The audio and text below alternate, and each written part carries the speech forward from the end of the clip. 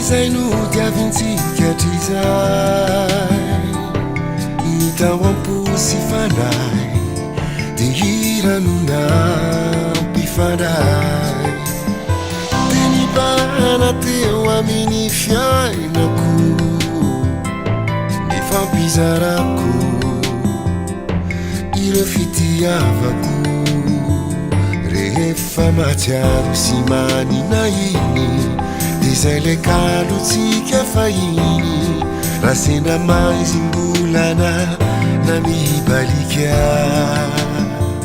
de teo ny hirantsika de navatra ao nanoratra hira ho anao zay no azo atolotranao izay kono kely haiko atao faneriko mitsihotiny fa mbatafitany afatroiny raha voaraikitro tantara izay fambara soava tsara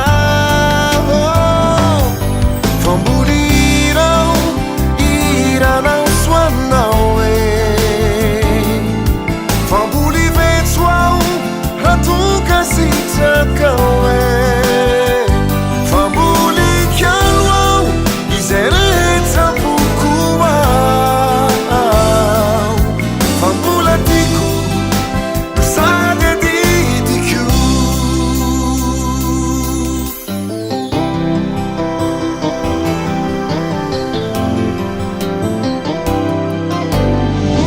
navatra nanoratra hira ho anao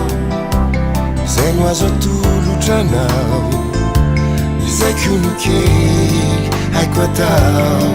faneriko mitsihotsiny fa mbatafitany afatroiny raha voaraikitro tantara